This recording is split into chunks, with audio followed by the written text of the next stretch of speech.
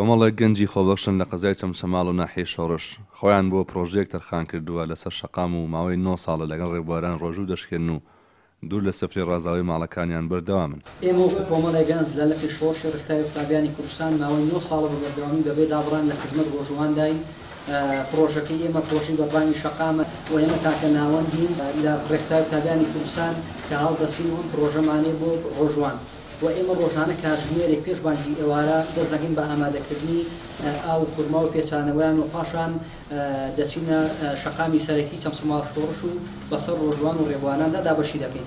پرۆژەکە لەسەر ڕێگای سەرەکی سلێمانی کەرکووک هەروها چەمچەماڵ شۆڕش لەلایەن گەنجانی ڕێکخراوی قوتابیانی کوردستان بە سەرپەرشتی دەستگای بەخشین بەڕێوە دەچێت. لە خزمەتی ڕۆژواندا یەکێکە لەو پرۆژانی کە دەستگای خێرخوازی بەخشین بڕیاری لێداوە کە ئاو خورما لەسەر ڕێگای سلێمانی کەرکووک دابەشەکە بەسەر ڕۆژواندا بە هەماهەنگی لەگەڵ ڕێکخراوی قوتابیانی کوردستان ناوەندی چەمچەماڵ کە 20 گەنجی خۆبەخشن کە بڕیاریان داوە لەگەڵمان من تا کۆتایی ڕەمەزان خوای گەورە جەزایان باتەوە کە بەردەوام بەبێ ماندووبوون لە خزمەتی ڕۆژواندان و ئاو خورما بەسەر خەڵکی ڕێبوارانی شاری چەمچەماڵدا تەوزیعەکەن.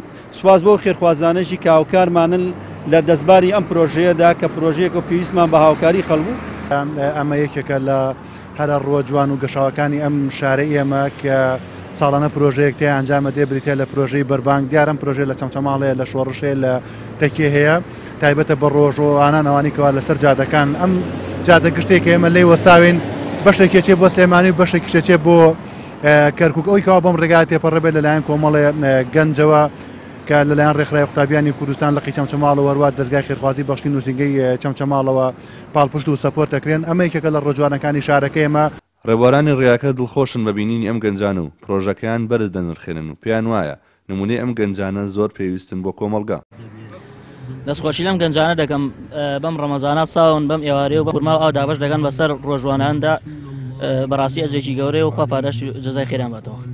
دەستان خۆشێ بۆ ئەم گەنجە جوانانە بەڕاستی مادوو بوونە لە یەکەم ڕۆژ ڕەمەزانەوە خورما و ئاو دابەشەکەن بەسەر ئەو ڕۆژوانێکەوە ڕۆژویان شکاندووە و هەردوو بەردەوام لە کاری خێرخوازیان دەستیان خۆش بێ و هیوادارم هەروان نمۆیان زۆر بێت بەڕاستی جێگای شانازیە بۆ خەڵکی چەمچەماڵ و دەوروبەرشی. هاوشێوەی ئەم گەنجانە لە ئێستادا لە شار و شوێنە جیاجیەکانی کوردستان هەمان پرۆژە بە شێوازی جیاجیا بەڕێوە دەچێت و بەو هۆیەوە ڕێبوارانی سەر شەقامەکان دەتوانن بەربانگ بکەنەوە.